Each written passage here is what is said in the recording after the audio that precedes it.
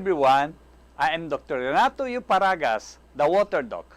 For more than a decade, I have been managing diseases without using a single pharmaceutical product, but utilizing purified drinking water supplemented with Ionique mineral drops.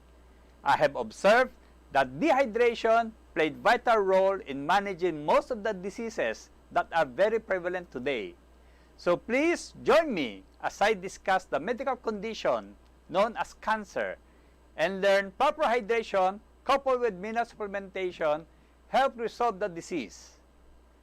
Before I proceed, I would like to stress that I will just be discussing on how cancer may develop.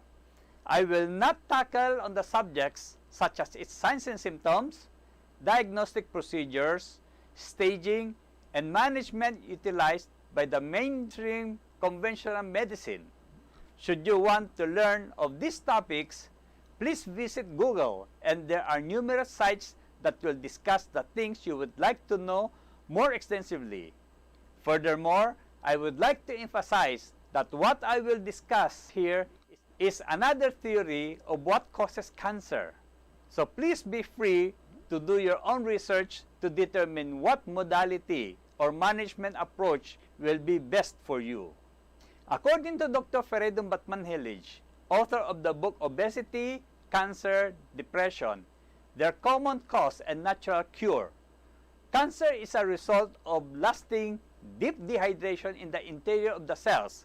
I will explain why Dr. Batmanhelij considers chronic and intentional dehydration as the true cause of cancer in few minutes. The cells of the body develop sophisticated communication skills as they mature. This happens as they develop various types of sensors and receivers on the membranes. These sensors are needed to coordinate the cell's activity with the rest of the body. One type of sensors controls the boundaries up to what extent the cell will grow. These sensors recognize the presence of other cells in their proximity. They maintain a safe distance from neighboring cells via the messaging system between the membrane receptors and the DNA mechanism of the cell that control its growth and reproduction. They do not encroach on other cells in the area. Cancer cells have lost these social skills. Such cells grow into a mass that breaks boundaries and encroaches on the space normally allocated to their neighboring tissues. The process in which the efficiency of these sensors is reduced and eventually lost to the point of forming cancerous growth is called receptor downregulation. Cancer is a selfish, invasive type of tissue that develops within the organ of the body. It breaks the natural boundaries of the mother organ and eventually spreads rapidly, disproportionately, and invasively, resulting in fatal disruption of normal body functions to the point of exhaustion and death. Cancer cells are anaerobic and can only live in a low oxygen and acidic environments. This is the result of low water flow and inefficient environmental cleanup. The acidic metabolic wastes are not washed away efficiently and regularly because of inefficient circulation in the region of cancer cells. The water flow of the blood should also bring oxygen to the area. The consequential environmental change when the cleansing process is inefficient predisposes the conversion of normal cells to new cell types that thrive in a hostile and insufficiently oxygenated local environment. Cancer cells have stem cell characteristics. They have the capability to achieve sophistication and develop specialized characteristics of normal cells. Thus, the loss of cell membrane sensors and the conversion of sophisticated cells into primitive and selfish cells that thrive in a low oxygen and acidic medium is the first step to cancer formation. For these transformed cells to develop into cancer cells, a multi-system physiological disruption must occur. If just one of them did not happen, cancer cells would not develop. Dr. Batman-Hellich claims that there are 4 physiological dysfunctions that leads to cancer formation, and these physiological dysfunctions are the results of a state known as chronic unintentional dehydration.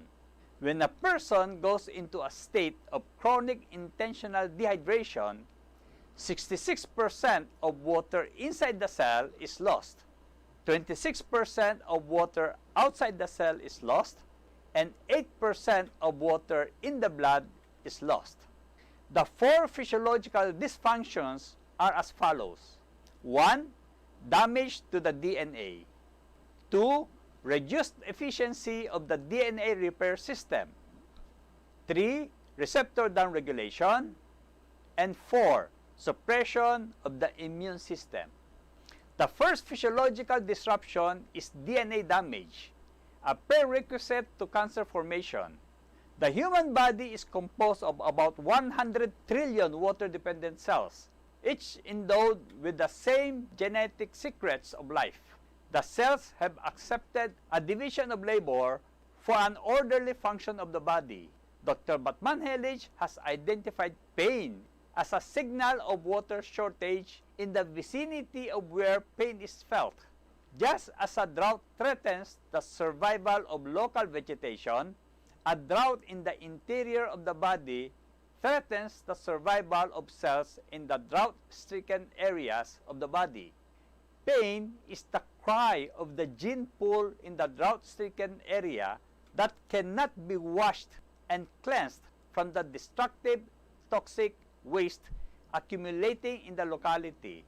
Fortunately, the body possesses a strict water rationing program that delivers some water to preserve life, but not enough to completely flush off the toxic acidic metabolic waste that would cause pain.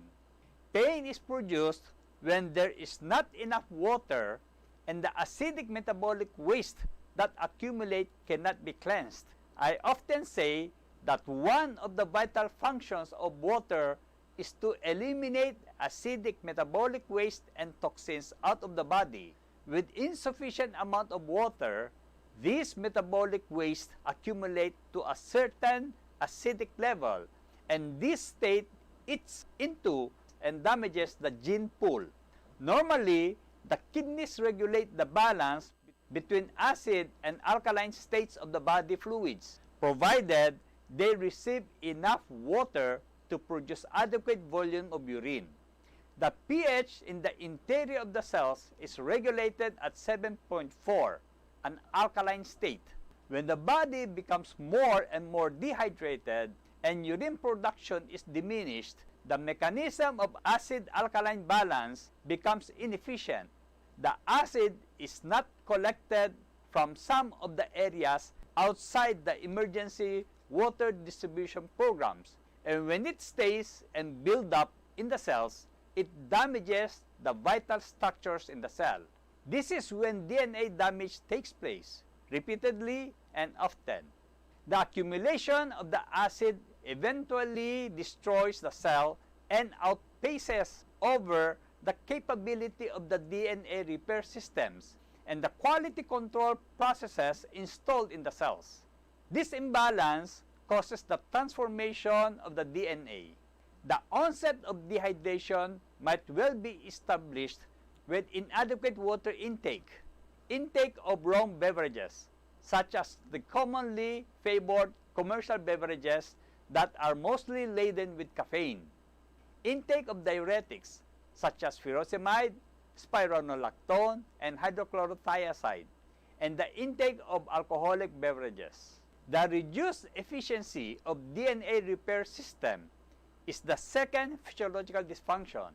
When the body becomes dehydrated, insufficient raw materials are delivered to make the repair of the damaged vital parts. The transport of essential nutrients and oxygen to the various systems of the body is another vital function of water. When the cell runs short of the raw materials needed for repair, the body has to release some of its stored elements and use them on an emergency basis in whatever capacity they can function. As part of this process, proteins are broken down and their amino acids are recycled and used. Several amino acids are used as antioxidants that neutralize the acidic toxic waste. This process results to the gradual depletion of amino acids, and one of the most important amino acid is tryptophan. Another amino acid sacrificed as an antioxidant is tyrosine, the building block for a number of excitatory neurotransmitters. Tryptophan, when coupled with two lysines to form a tripod enzymes that has an intricate role within the quality control system of the DNA transcription process. This enzyme cuts and splices transcription errors in newly formed cells. Lysine easily gets damaged when the body gets dehydrated. Thus, the depletion of tryptophan reserves resulting from dehydration can contribute to cancer cell formation, since the enzyme that checks the formation of aberrant DNA is prevented from working. Receptor downregulation is the third physiological dysfunction. This process is a gradual erosion of the controlling systems that would normally prevent ongoing deviations from the norms of the body. Today, receiver dishes are commonly used for electronic communications through the air. Working on a similar principle, the human body also utilizes special kinds of receiver proteins on the membranes of its nearly 100 trillion cells that constantly receive specialty coded chemical messages that get attracted to their messenger specific receptors in their fluid environment. The purpose of the union of the messenger chemical with its receptor on the cell membrane is code-specific communications with the command centers in the brain. It tells some groups of cells to act or stop activity. The reason that so many different chemical messengers for different sets of cells. The presence of adequate messenger-specific receptors on the membranes of a cell is a prerequisite to its normal operation. A healthy cell is well equipped with protein receptors on its membranes. The health of any cell depends on its rate of protein production against its recycling process of protein breakdown. There are two kinds of protein-specific enzymes. The kinase group of enzymes engages in protein manufacture, and the protease group engages in the breakdown of proteins. In dehydration, the resource management programs begin to recycle some of the protein reserves of the body. To do so, protease activity and the rate of protein breakdown will overtake the rate of protein production. During dehydration, histamine breaks into the energy reserves in the calcium deposits in the cells and eventually in the bones to release needed extra energy, and much loose calcium is produced. The excess calcium released is a signal that the energy source of the body are getting depleted and that other energy containing components in the protein structures, such as the muscle tissue, are also to be used. The proteases become mobilized, initially breaking into the protein structures within the cells of the water-deprived areas and the liver, and eventually attacks the larger muscle mass in the body. The protein structures of the cells include receptors on their cell membranes. These receptors include the boundary sensing proteins that would stop the cell growth into the neighboring cell's physical space. With the loss of such sensors, the potential tumor cells grow disproportionately into large, irregular lumps. At the beginning, this kind of growth may still remain benign. However, the tendency for the benign tumor to transform into full-blown cancer is still present if the physiological dysfunctions continue to progress. This will happen when the next stage of protein breakdown inside the cell and within the DNA transcription system takes place. Protein kinase C is a large-sized protein-making enzyme connected to the DNA transcription process. It is found in normally active cells. It is responsive to the on-off switching processes within the cell. It is integrated in the physiological roles of the cell in its residing organ. Normally, this kinase is efficient when the primary amino acids it works with are sufficiently available in the body and adequately present in the cell. It uses these amino acids for the manufacture of essential components of the cell, such as its membrane receptors. The membrane receptors provide personality, culture, and knowledge on the cell. Cells that are supplied with a full array of receptors are educated and sophisticated cells. These fine-tuned cells with their specific roles are cells that respond to the needs of the organ. When the proteases begin to break down the receptor components of the cell, they also break down protein kinase C, creating a new kinase, the protein kinase M. Protein kinase M is half the size of protein kinase C and is totally disobedient to the on-off calls of the cell. It is an autonomous protein-making enzyme that gets gradually phased into the daily life of the cell.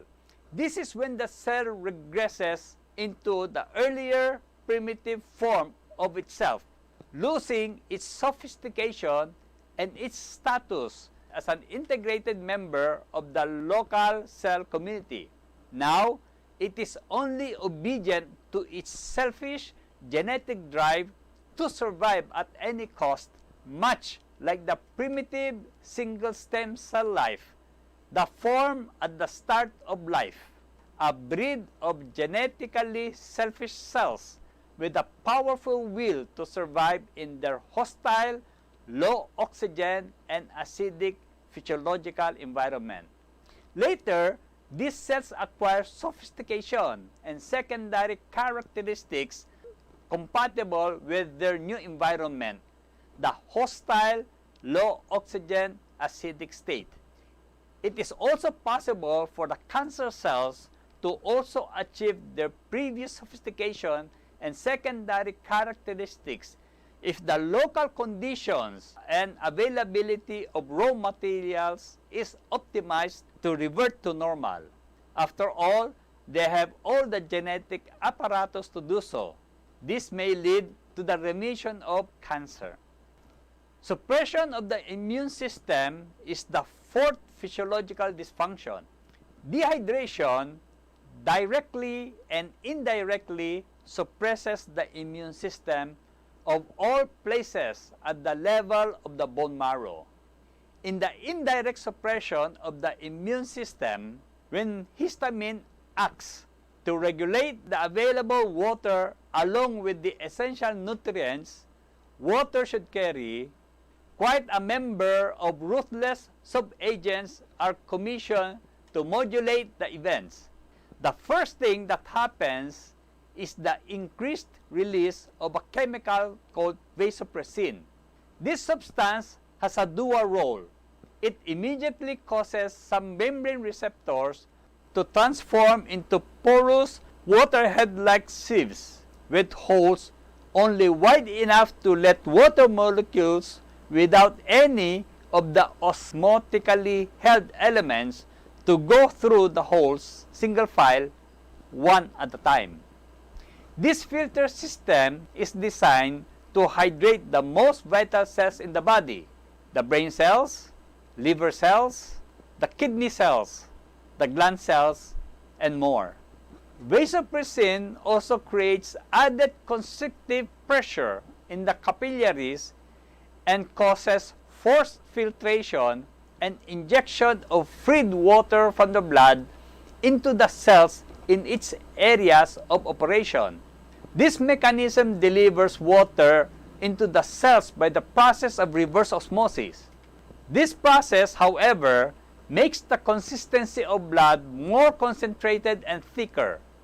The manufactured free water can now perform vital, life-saving work inside its cell in the drought-stricken areas. In the kidneys, vasopressin helps retain water and concentrate the urine. Vasopressin's function of forcing water to the cell membrane is its primary role. Its secondary function is to act as a very strong modulating cortisol release factor. It influences the adrenal glands to release very potent hormones such as cortisol, cortisone, corticosterone, and aldosterone that initially prevent inflammation and also force the kidneys to retain salt 1,000 times more forcibly than normal, thereby expanding the water in the environment around the cells so that more can be filtered and injected into vital cells. Cortisol and cortisone are strong anti-inflammatory agents. They exert this action by suppressing the immune system via the activation of agents such as interleukin-1. The actual damage is done when interferon production is arrested. Interleukin-1 is a potent immune suppressive neurotransmitter and activator of tissue breakdown. It inhibits interferon production.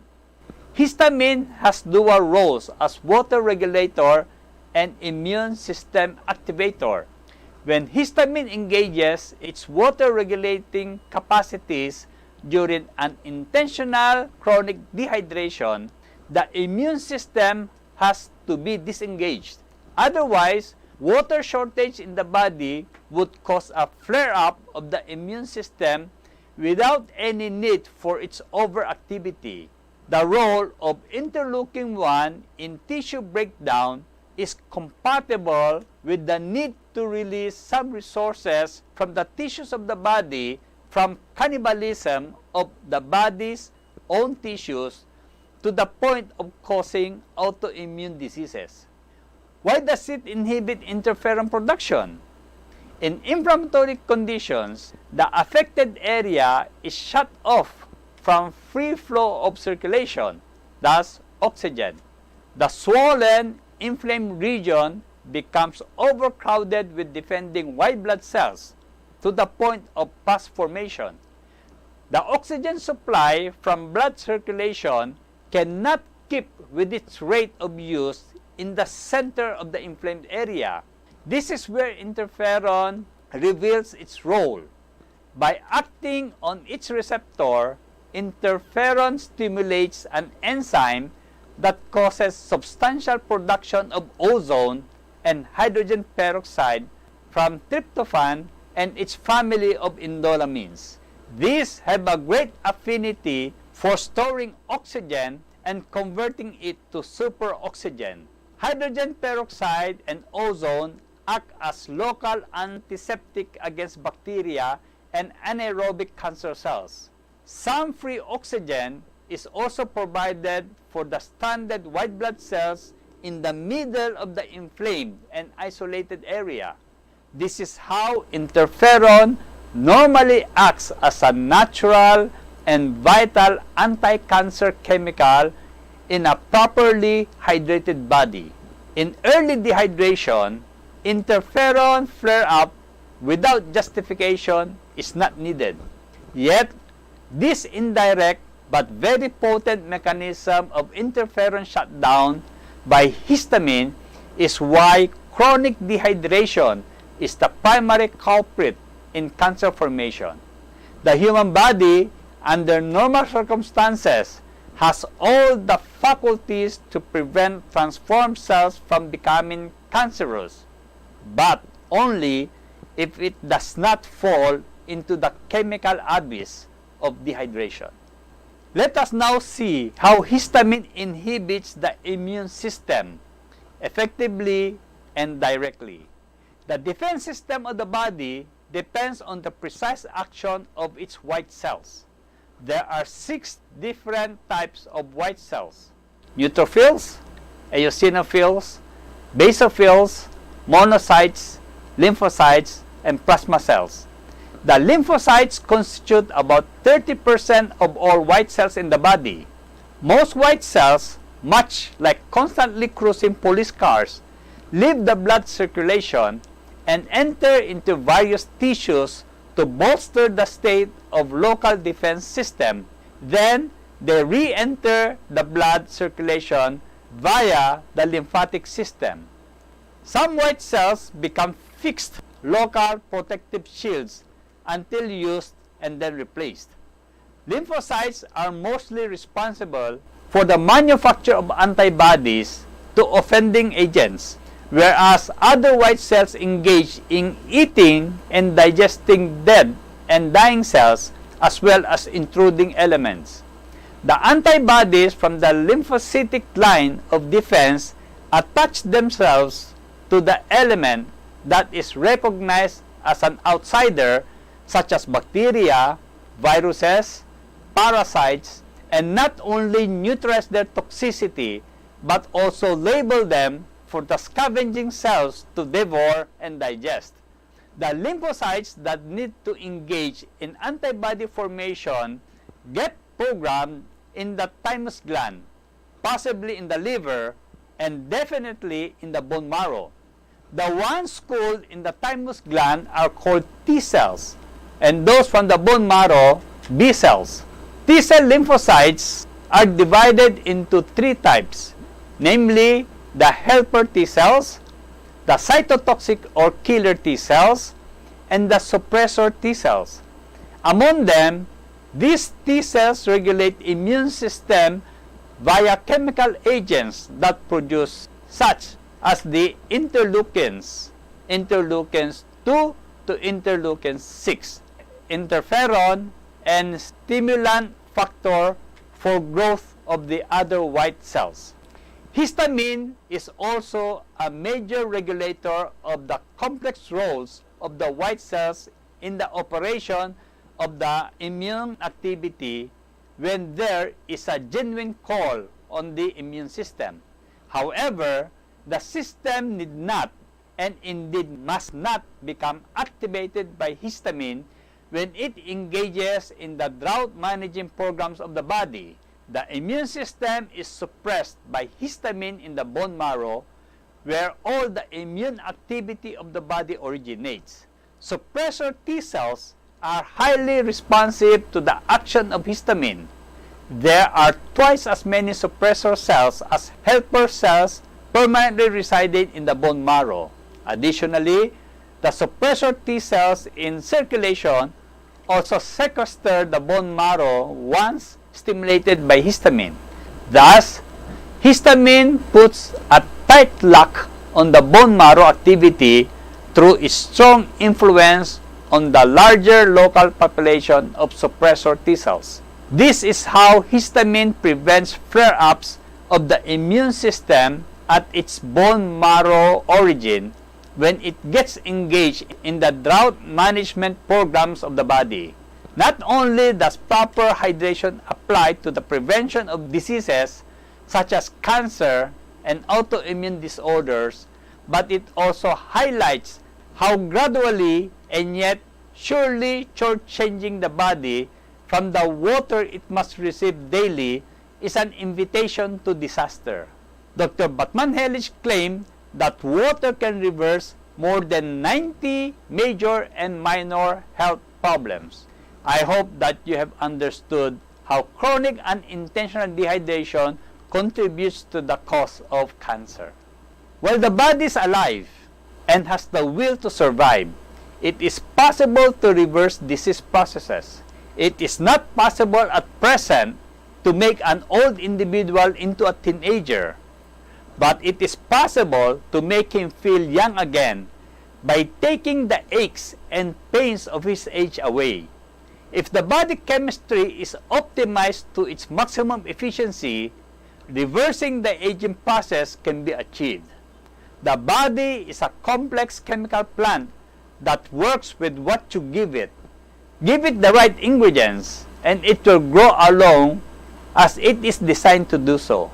Give it the wrong ingredients, and you force it to dangerous chemical pathways that manifest the symptoms and signs leading to a disease. When the body is given the best ingredients, vibrant health will once again be restored. This is when the disease processes goes into remission. Repeat the same mistakes and you will reap the same harvest, disease. This is when cancer recurs. Don't make the mistake thinking health problems are cured by cytotoxic medications, chemotherapies, surgical procedures, or radiological protocols. The disease process continues if the internal chemistry of the body is not optimized by the ingredients you give it. Thus, sending cancer into remission is possible only if the right steps are taken. The right steps one should take are the following. First, attitude. If you want to live longer, do not fear death. Death is unavoidable. If you know how resilient the human body is, you would not fear death until it arrives. Rely on the survival mechanisms installed in your body. You must not give up. You need to generate the chemistry of a body that is determined to fight. With the regenerative powers of hope, you will be able to direct the defense systems of your body towards survival from any naturally reversible health problems. According to Dr. Batman-Helage, cancer is a truly reversible health problem. Second, water. Water is the most important substance for life. If there was no water, oxygen would not be able to reach the deepest corners of the cells. It is true that oxygen is used in the component of water, but as a primary substance only. Water is more important for the prevention and cure of all sorts of health problems, and most especially to cancer. You have to prudently prevent dehydration. You must not wait to get thirsty in the traditional sense of developing a dry mouth before you drink.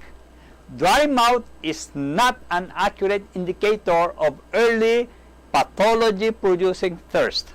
A good indicator is the color of the urine. Drink enough that urine fluctuates between perceptibly light yellow and colorless. To hydrate the body properly, follow the formula 50 milliliters per kilogram body weight per day.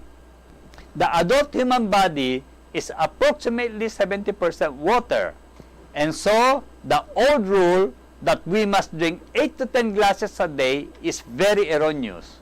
After computing the right volume of water to drink, this is the manner that one should drink water throughout the day. 1/4 of the total daily water requirement is taken upon waking up in the morning and at bedtime. 1/8 of the total daily water requirement is taken 30 minutes before lunch and supper. 1/8 of the total daily water requirement is taken 2.5 hours after breakfast and lunch. Drink additional 250 ml of water for every 30 minutes of any strenuous physical activity. Drink whenever thirsty. Drink purified drinking water purchased from accredited drinking water refilling station or water filtered through a drinking water system certified by the National Sanitation Foundation International or NSF as Class 1 for standards 42, 53, 58, and 401. The major contaminants in water are sediments, microorganisms, chemicals, and heavy metals. These contaminants must be eliminated from your drinking water to avoid any adverse health effects. Since most purification technologies eliminate the healthy minerals, they must be restored utilizing Ionique mineral drops. Water without minerals is acidic and dead and cannot hydrate the body properly. For more information, you may visit www.ioniqueminerals.com and read my article on proper hydration. It will guide you on how to hydrate your body effectively. Third, minerals. A balance of minerals in the diet is crucial to the prevention of cancer. It becomes even more critical for the treatment of cancers. You need minerals to expand the volume of blood in circulation so it stays diluted and reaches all the corners of the body. Minerals also help make the inside of the cells alkaline, essential for preventing and treating cancer. For adequate mineral supplementation, I recommend Ionique mineral drops, manufactured by Mineral Resources International or MRI, because it is 100% natural, potent, ionic, and contains at least 72 health-giving macrominerals and trace minerals that provide sufficient alkaline minerals to help prevent and correct acidity. Several studies have revealed that the regular intake of magnesium, selenium, zinc, iodine, etc. have offered impressive benefits to cancer patients. I recommend 100 drops of Ionique mineral drops and 60 drops of our elemental selenium daily. To avail of these elements, please visit www.ioniqueminerals.com. Fourth, green vegetables. The green color of vegetables is provided by chlorophyll. Chlorophyll contains much magnesium. In the same way, hemoglobin contains much iron. They are both oxygen carriers. Chlorophyll has the effect of making the body alkaline. Green vegetables contain many vital elements needed to sustain life, such as vitamins, minerals, proteins, essential fats, antioxidants, and phytochemicals. Examples include ampalaya, bok choy, broccoli, Chinese pechay, green papaya, kale, kangkong, lettuce, malunggay, okra, pechay, upo, saluyot, sayote, spinach, string beans, and various vegetable tops or talbos. Fifth, fruits. Colorful fruits and berries have many antioxidant properties. They make the body alkaline. Fresh fruits prevent free radical damage. The body can meet many of its mineral needs, such as potassium and calcium via fruit. Citrus fruits, green mango, tomatoes, avocado, melon, and more are God's medications for a sick body, especially for a cancer-stricken body. Have several servings of them every day. Other good examples include berries, buko, dragon fruit, guava, guyabano, pomelo, and strawberry. Avoid fruits that turn yellow when ripe, such as ripe mango, papaya, banana, and jackfruit. Their sweetness may further promote cancer growth. Avoid imported fruits, such as apple, pear, oranges, kiwi, and the rest, because they are usually laden with pesticides and other agricultural chemicals. Sixth, proteins. Proteins are essential as building blocks for the physical structures of the body. They are also used for the manufacture of enzymes, receptors, and neurotransmitters in the brain. Proteins tend to make the body acidic. Thus, there should be a balance between the amount of fruits and vegetables in the diet and the protein intake. An ideal composition is around 80% fruits, vegetables, and legumes, which are high in protein and ideally balanced in amino acids. Protein taken must always be with balanced amino acid composition. Legumes such as lentils, chickpeas, green beans are about 28% protein. Only 20% of the protein in the diet should be from other sources, such as eggs. Our offices provide the list of foods and beverages classified altogether as our special diet, and you can have it for free. Just visit FB account Ionique Mineral Philippines and request for the list. 7th, meditation and prayers. Meditation and prayers reduces stress. It is our modern day stress punctuated by the fast-paced life and constant senseless needs and unneeded wants that saddles us with the disease and shortens our precious lives. Adopt minimalism. Meditation and prayer connect you with the inner workings of your body, which is constantly obedient to the laws of nature and its life forces. Once you meditate or pray, the functionally quiet management side of your brain will connect to its cognitive side and generate insights into what has been wrong and why you have developed your health problems. Faith and meditation will melt away the inner fears and negative thoughts. They will reverse the chemical pathways of fear and replace it with the new chemistry of salvation and repair.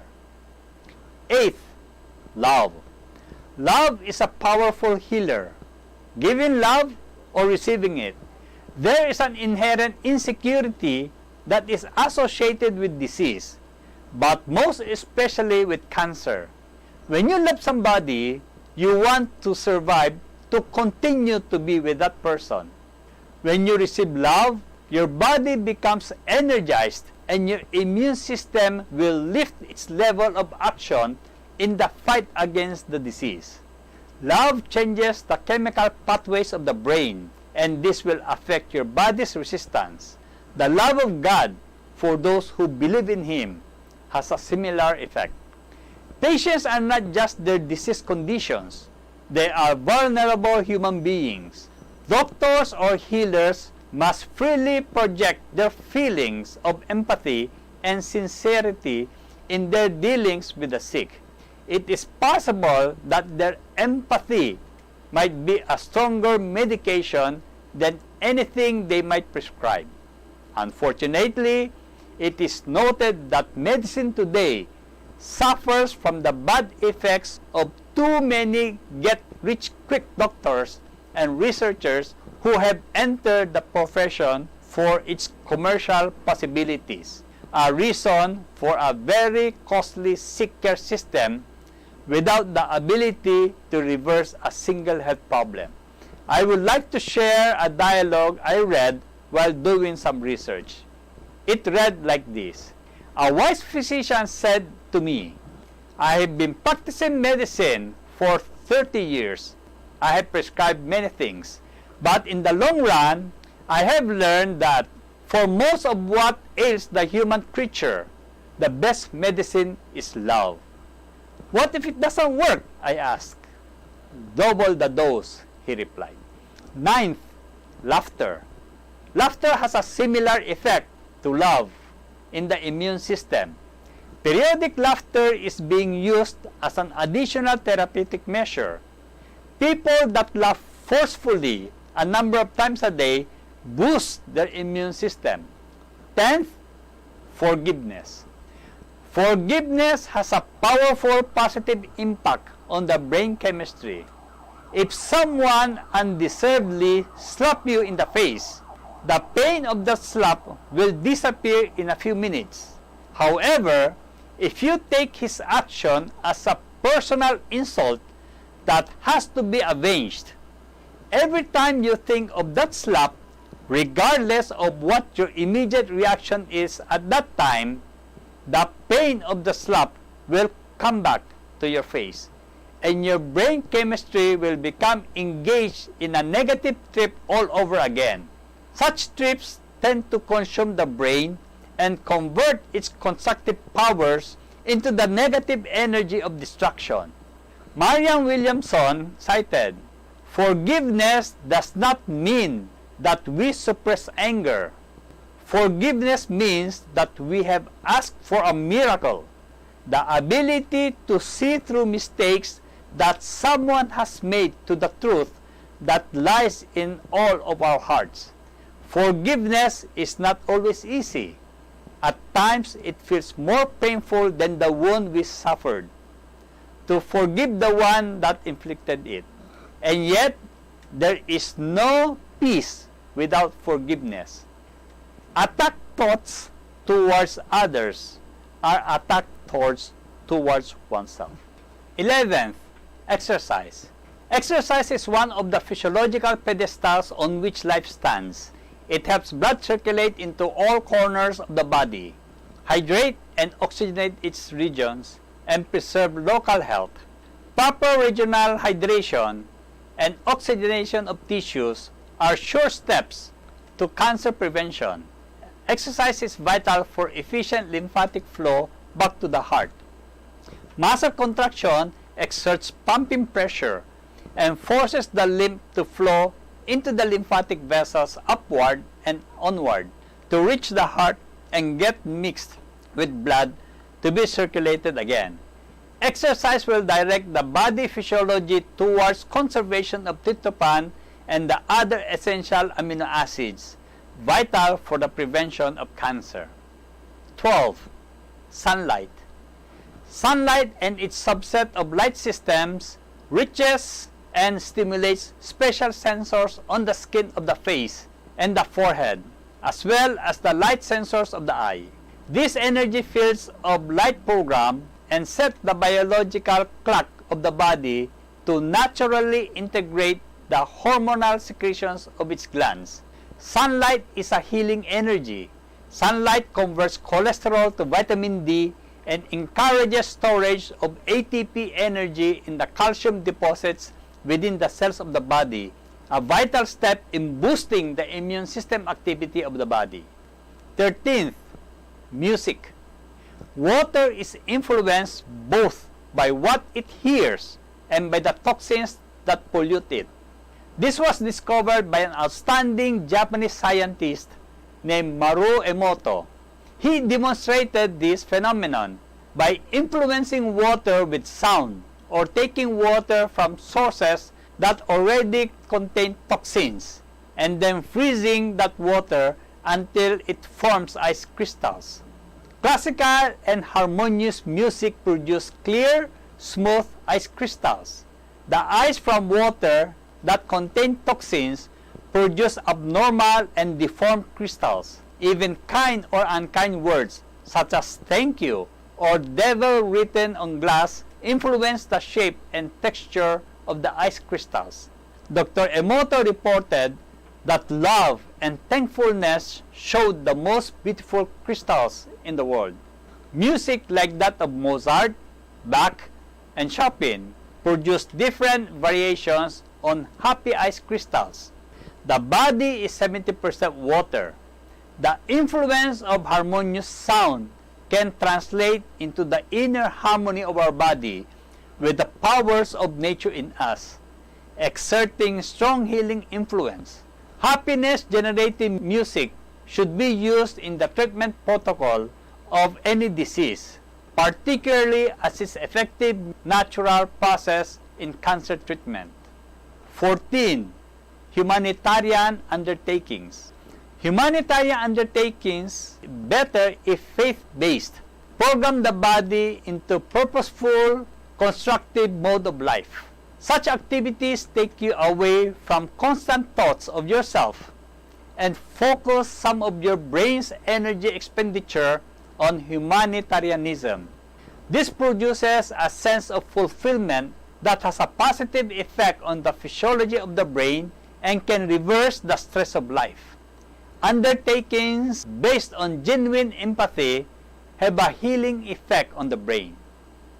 And 15th, microwaves. Avoid microwave radiation.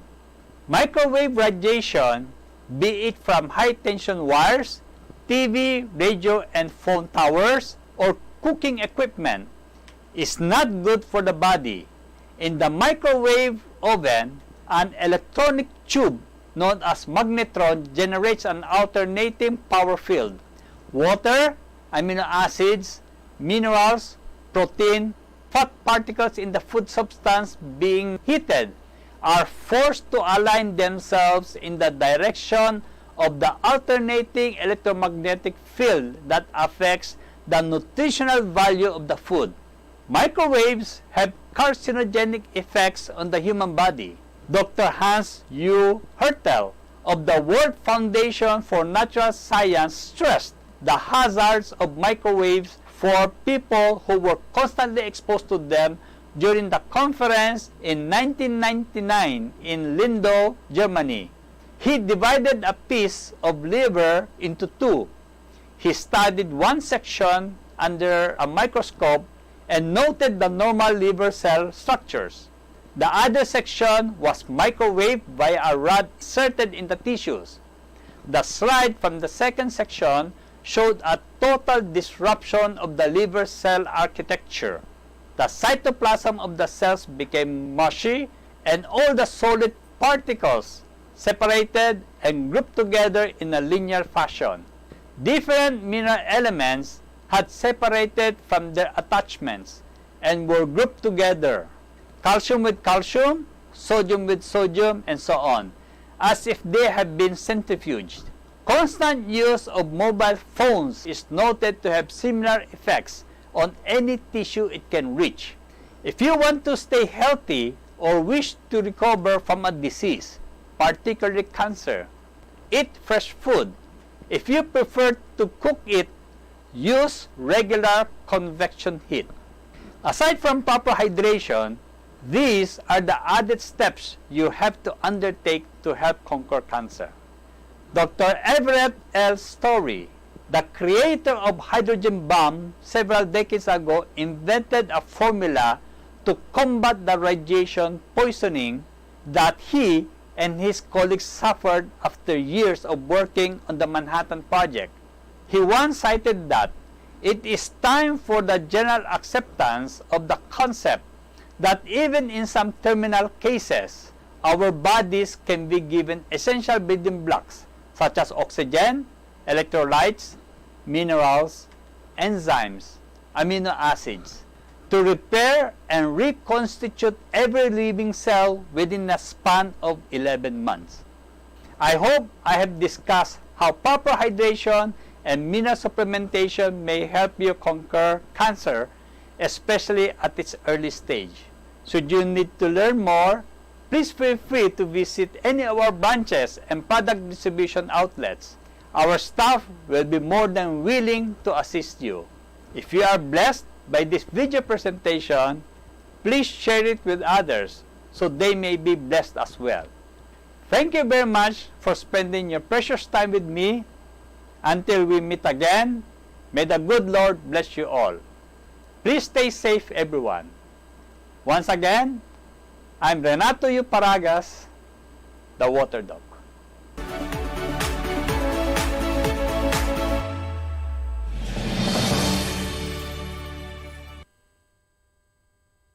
Okay, thank you for watching our video about cancer. Again, as I said a while ago, we will pause for 5 minutes for you to send your queries to us. For those who are watching via Zoom, you may send your queries to chat. For those who are watching through the Facebook, you may send your queries through the comment section, as well as those who are watching through our YouTube channel. So, So the name is Ionique Minerals Philippines. You may send your questions through the comment section, and then you may still invite your friends, colleagues, and other relatives to watch these videos. So for the 5-minute break, it starts now. Thank you.